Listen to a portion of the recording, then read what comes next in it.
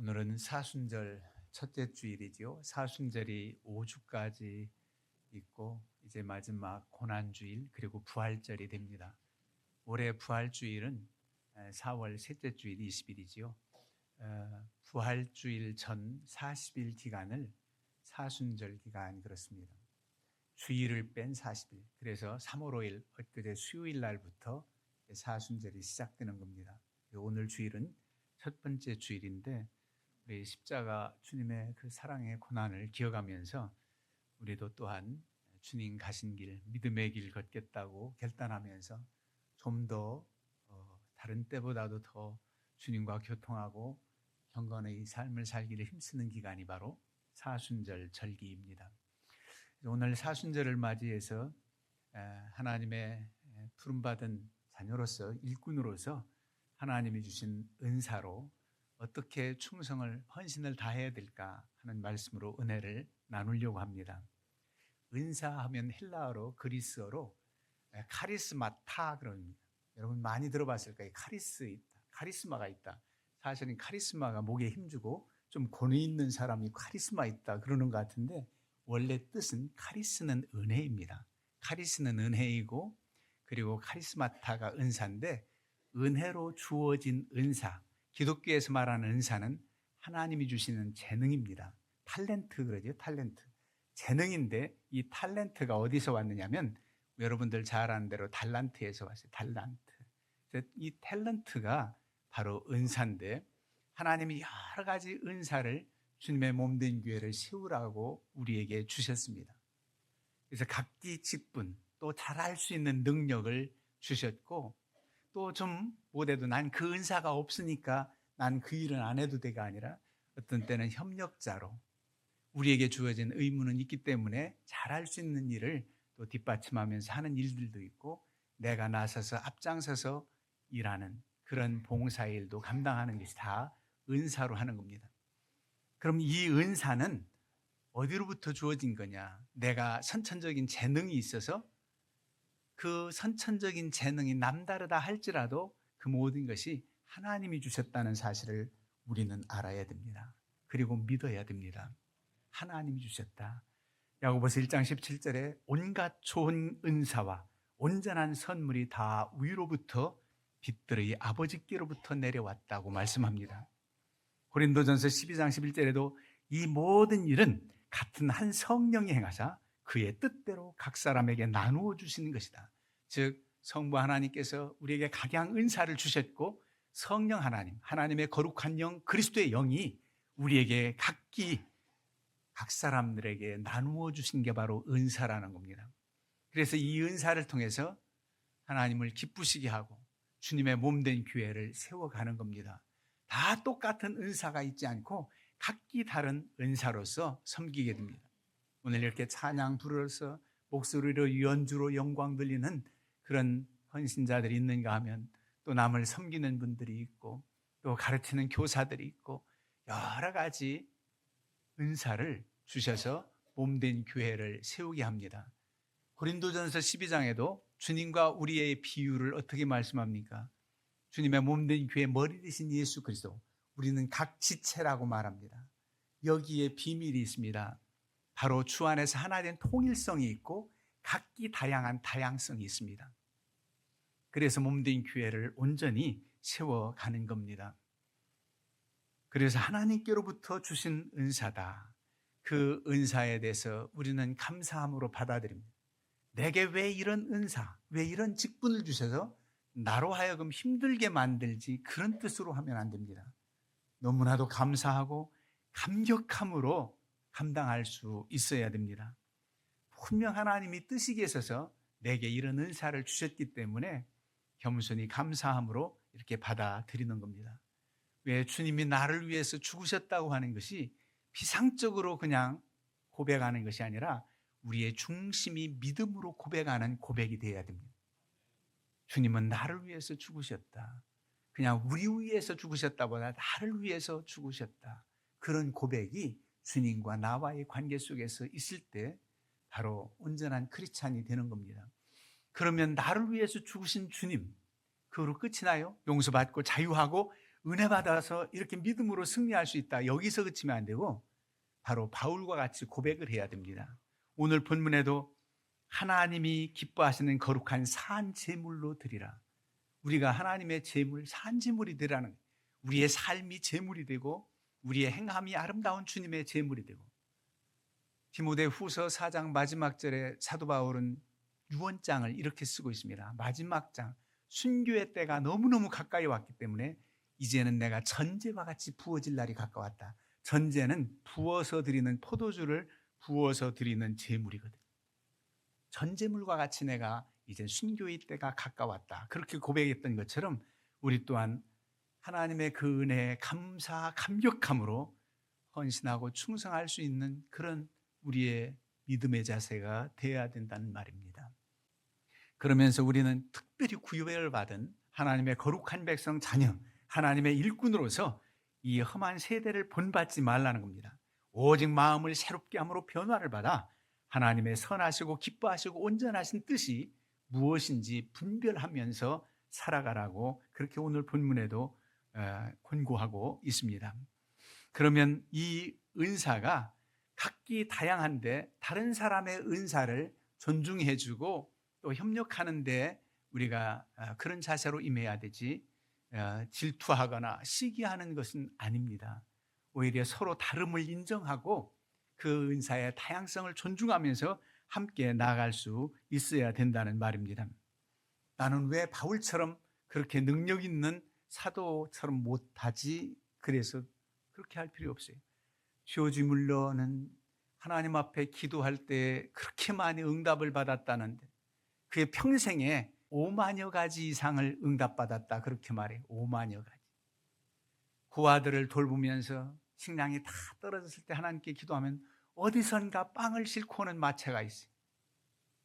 그렇게 하나님의 은혜를 체험하면서 고백했던 그런 이들도 있습니다. 그런데 내겐 왜 이렇게 응답이 없지? 5만 가지는 그마지고 50가지? 5가지도 요즘 급한데 그러면서 낙심할 필요가 없어요. 하나님께서 다 때를 따라서 우리의 평강을 주시고 때를 따라서 하나님께서 베풀어 준 은사에 계획이 있습니다. 그렇기 때문에 우리가 믿음으로 모든 것을 생각하고 믿음으로 서야 되는 것이지요.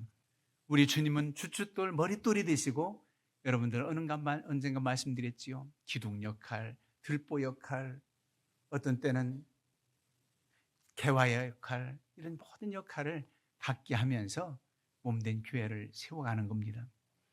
그래서 고린도전서 12장에 주님의 몸된 교회를 세워가는 여러 지체, 눈과 코와 우리 팔다리 역할이 다 다르다는 거예요. 서로 비난하면 안 돼요. 같은 지체이기 때문에 오히려 아픈 그 지체가 더 마음이 가는 거예요. 그런 비유로 우리에게 말씀하고 있습니다. 그러면은 오늘 본문에는 은사에 대해서 한 7가지가 나와요. 이 은사들을 한번 살펴보겠습니다.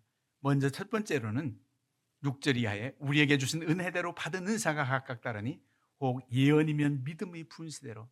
이 구약시대 예언하면 하나님께서 미리 말씀해 주셔서 미리 예견된 이야기를 하고 선포하고 그 계시를 말해주는 예언자 그랬습니다.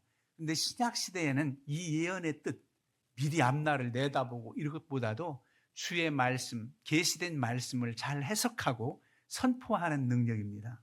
그래서 자신의 이야기가 불신앙적인 아니면은 하나님 말씀을 벗어난 어떤 다른 이야기라면은 안 되죠. 물론 예화라든가 설명 그 차원이 아니라 하나님의 뜻에 위배되면 안 된다는 겁니다. 그래서 믿음의 분수대로 해야 된다 그랬습니다.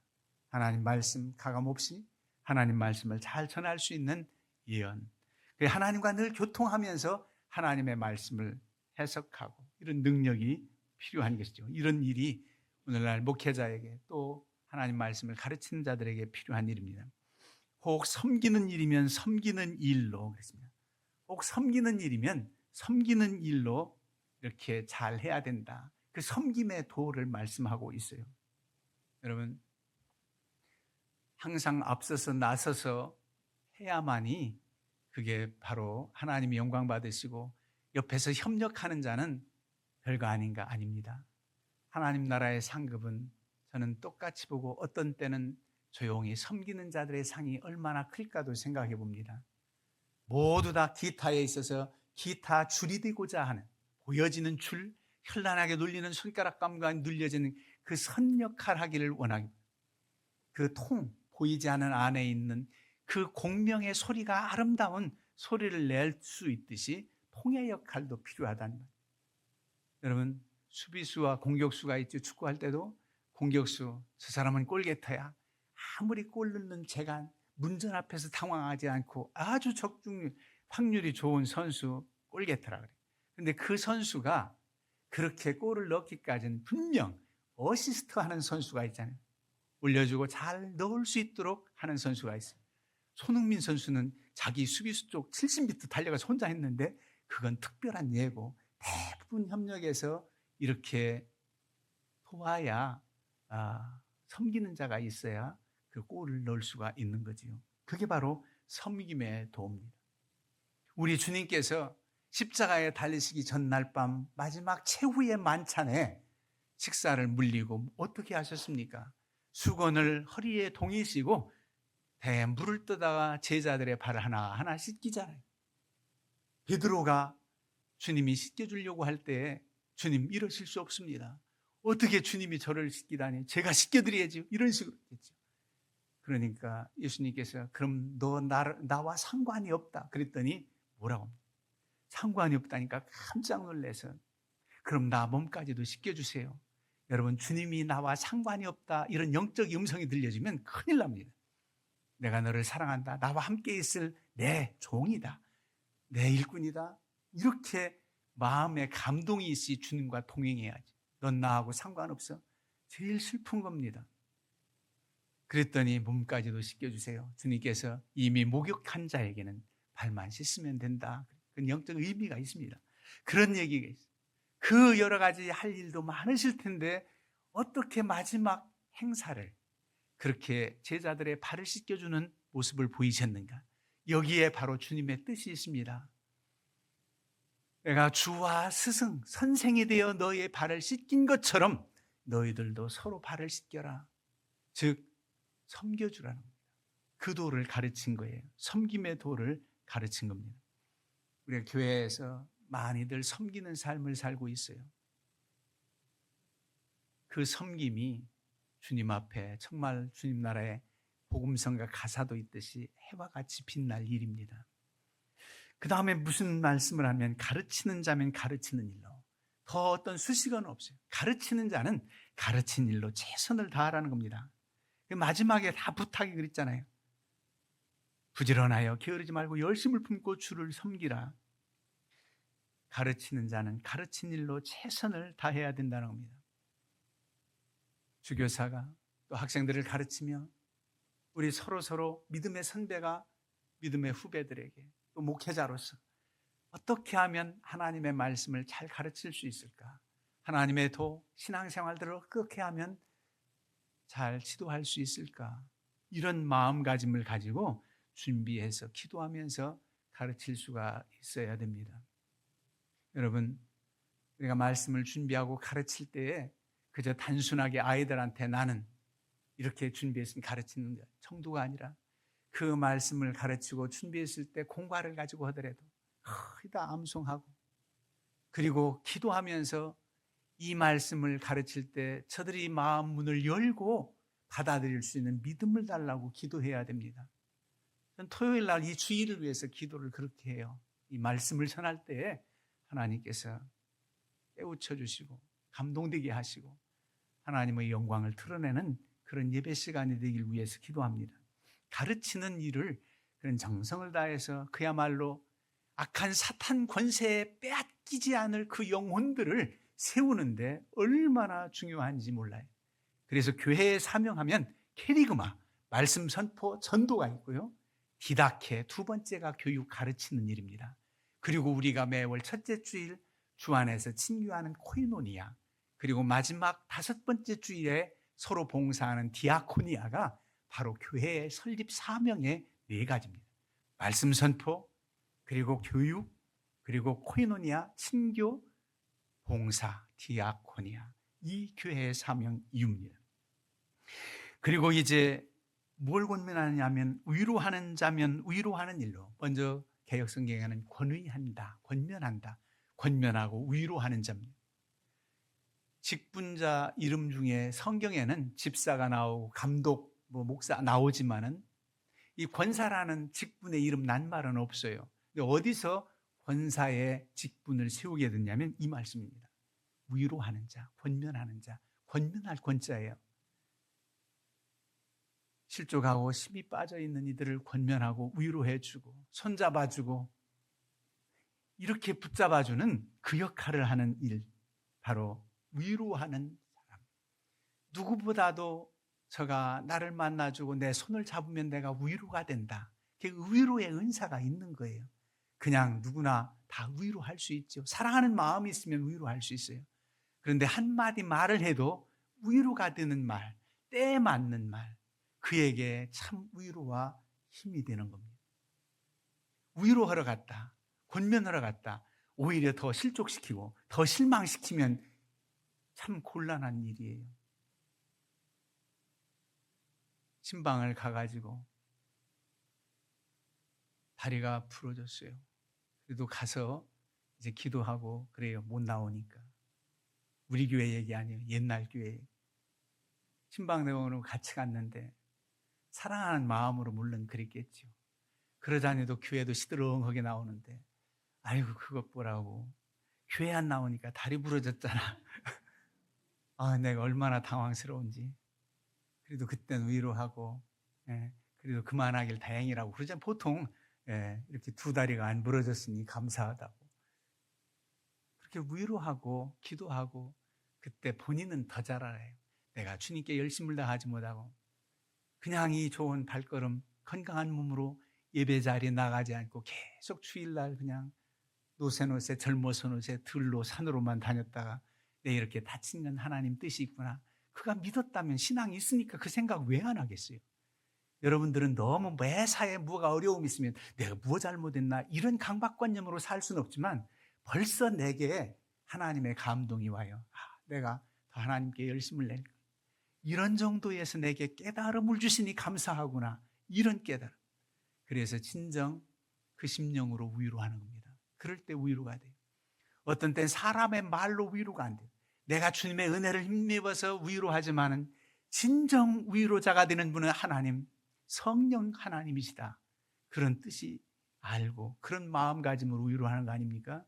내가 몇 마디 건네고 손잡아줘서 위로가 되는 것은 한계가 있지만 하나님께서 위로해 주셔야 된다는 사실을 알고 그때 위로자가 하나님의 위로를 바라라고 하는 권면이 필요합니다. 요즘 장수의 시대지요. 우리 땐 보험 80세 종신보험 100세까지 보험이 나왔는데 요즘 보험이 요즘 젊은 아이들 110세까지래요. 110세. 그렇게 장수 시대가 되었어도 어르신들이 하나님의 부름을 받고 소천되시면은 자녀들은 다 슬퍼요. 옛날에는 호상 그랬어요. 연세 드셔서 돌아가셨다고 호상이래요. 그런데 친정 가족들은 호상이 아닙니다. 그래도 슬퍼요. 이제는 그의 사랑스러운 음성도 그 모습도 배울 수 없는 것에 대한 슬픔이 엄습하는데 호상, 물론 믿음이 있기 때문에 천국 환송 예배 아버지 나라에 가서 모든 평안이 쉬는 것에 대해서는 우리가 감사하죠. 기뻐 뛰며 찬송 부르고 할렐루야 찬송 부를 일이지만 마음 한켠에는 그 사랑하는 어르신들 떠날 때 울적 마음 안타까운 마음이 있죠. 그럴 때 뭐라고 합니까? 아무 말 안 하고 문상 가서 손 잡아주기도 하지만 저는 하나님의 위로가 있길 바랍니다. 그렇게 그런 기도하는 마음으로 그렇게 한마디 하고 이렇게 인사를 합니다. 하나님의 위로가 있어야 돼요. 그 하나님의 위로를 경험한 이가 얼마나 하나님의 위로가 크다는 걸 알고 그 위로하는 자의 사명을 감당하라는 겁니다. 그런가 하면 우리에게 또 구제하는 자는 성실함으로 그랬어요. 구제는 성실함으로 해야 된다. 한때 내가 힘이 나서 내가 이렇게 잘하고 내가 구제할 수 있어, 남 도와줄 수 있어 자랑 삼아 하는 게 크리스찬은 아닙니다. 내게 이런 은혜를 주셔서 나눌 수 있도록 은혜를 주신 것도 감사하다. 여러분, 그런 감동이 없으면 내게 있는 것이 아무리 많아도 그저 나눌 줄 모릅니다. 그냥 나 혼자 먹고 쌓고 쌓아서 물려만 주겠다는 생각뿐일 겁니다. 여러분, 구제할 때 또 좋은 일 할 때 지치면 안 됩니다. 하나님이 주신 것을 내게 있는 것을 나누는 거죠. 많이 나눌 수 있는 사람은 많이 나눌 수 있고, 적어도 내가 나눌 수 있는 것은 꼭 물질만이 아니라 어떤 때는 저에게 필요한 시간을 내 몸으로, 어떤 사랑한 마음의 표현이 여러 가지가 있을 수가 있습니다. 내가 더 안타까움으로 더 사랑하는 마음으로 돕기를 원하는 이들에게는 하나님께서 은혜를 주셔요. 고린도후서 9장 8절에 하나님이 능히 모든 은혜를 너희에게 넘치게 하시나니 이는 너희로 모든 일에 항상 모든 것이 넉넉하여 모든 착한 일을 넘치게 하게 하려 하심이라. 하나님께서 모든 은혜를 우리에게 넘치게 주시면 모든 일에 항상 넉넉하여서 착한 일을 열심히 할 수 있도록 하시려고 넘치게 주신다는 겁니다. 이 말씀을 반대로 뒷부분부터 읽으면 이렇습니다. 우리가 모든 것을 나누고 착한 일을 하려고 힘쓸 때 하나님께서는 그렇게 하는 마음가짐을 보시고 더 풍성하게 채워주신다. 이런 공식이 성립됩니다. 이 은혜를 우리가 경험한 자는 받는 기쁨보다 주는 기쁨이 더해요. 여러분들의 가진 것이 많으면 그것이 너무너무 부담스러울 수 있어야 됩니다. 가진 것이 많으면 부담스러워요. 이걸 나눠야 되는데. 네. 저도 넥타이가 너무 많아가지고 좀 나누라고 그러는데 아직은 못 나누고 있어요. 은퇴하면 내가 다 나눌 거예요. 깨끗이 쓰고 지금 그러고 있어요. 왜 그러냐면 유튜브로 방송이 나간 뒤로는 이 넥타이가 늘 같으면 안 돼가지고 자주 바꿔요. 그래서 은퇴하면 나눌게요. 그리고 무슨 은사냐? 다스리는 자는 부지런함으로. 다스리는 자, 지도자는 부지런해야 돼. 옛날 사장은 늦게 출근하고 제일 먼저 퇴근하고 잘들 해? 그랬을지 몰라요. 오늘날 대기업은 그렇지 않을지 더 바쁘겠죠. 대기업도. 경영하는 사람이 제일 먼저 가서 준비하고 오히려 직원을 맞이해요. 되는 기업들은 난 그렇다고 봐요. 부지런하지. 마지막 다 정리하고 점검하고 그러면서 열심으로 부지런하게 그런 역할을 해요. 우리 주님께서 영적인 우리의 스승 되신 주님께서 얼마나 분주하셨는지 몰라요. 그야말로 분주하신 주님. 인자는 머리 둘 곳이 없다. 그런 주님. 어느 병자를 위해서 고치러 가는 중에도 옷자락을 만진 여인과 대화하고 그를 치유해야 되는 주님. 가시다 수가성 여인을 만나서 또 영적인 생수가 무엇인지 깨우쳐 주신 주님. 정말 주님을 하루의 삶을 연상할 때 얼마나 바쁘시고 분주하셨을까 생각해 봅니다. 부지런하지 않고는 다스리는 역할을 할 수가 없어요. 가정에서도 부모의 역할을 하기가 쉽습니까? 자녀들을 양육하고 사회생활하고 나름대로 일을 여러 가지 하면서 거기 신앙생활하는 그 일까지 우리가 제일 우선순위를 두면서 믿음으로 살며 세상 사람들에게 빗대기 위해서 얼마나 부지런하게 행합니까? 이게 바로 하나님께서 주신 은사이기도 해요. 여러분들이 어떤 은사가 내 어떤 재능만이 아니라 그런 마음, 하나님께 영광 돌리고자 하는 그 마음을 먼저 심어주시고 그것을 내가 더 잘할 수 있도록 준비하고 연습도 하고 행하고 그런 모든 것이 하나님이 주시는 생각, 하나님이 주시는 은사예요. 그 다음에 뭐 말씀이 나오냐면 긍휼을 베푸는 자는 즐거움을 하라. 마지막 7번째 그럽니다. 긍휼은 구제나 도와준 것 비슷합니다만 불쌍히 여기는 마음으로 돕는 것을 말하지요. 이 긍휼 사역 그럽니다. 이 긍휼 사역도 우리가 마지 못해서 하면 이건 어차피 내가 해야 되고 내 체면이 있지 이목이 있지 이래서 하는 것보다는 그야말로 어떻게 해야 됩니까? 즐거움으로 하라는, 기쁜 마음으로 하라는 거예요. 내게 이 은사를 주셔서 이렇게 섬기는 일, 이렇게 감당할 수 있는 일 기쁨으로 해야 됩니다. 하나님께서 남자들에게 더 큰 힘을 주시고 여자들보다 육체적인 힘은 약할지 몰라요. 우리 예전 교회에는 가끔 예외는 있습니다. 우리 그 시어머니 되신 분이 저한테 찾아와서 우리 아들이 며느리한테 맞아요. 목사님 어떻게 하면 좋아요? 그런 적도 있습니다만은 대부분은 힘이죠. 그 힘으로 아내를 사랑하고 도와주라는 힘이지 그렇게 말이지요. 가정에 폭력을 행사하고 우리 크리스찬 가정은 그거 아닌 것만도 너무 감사해요. 너무 옛날에 핍박을 받았습니다. 도와주고 약한 자를 붙들어주고 그래야 되죠. 너무너무 주 안에서 행복하게 섬기며 살아갈 수 있어요. 주는 기쁨이 받는 기쁨보다 더하다는 그 진리의 말씀이 우리는 와닿습니다. 정말 주님 닮아간다고 하면서 이 비결을 이런 깨달음을 갖지 않고 자기 본위로 이기주의로 살아간다면 큰 기쁨이 없습니다. 여러분, 우리에게 다양한 은사를 주셨어요. 사랑하는 마음으로, 존중하는 마음으로 열심을 품고 부지런하게 그렇게 섬기면서 하나님께 영광 돌리고 행복한 삶을 사시기를 주님의 이름으로 축원합니다.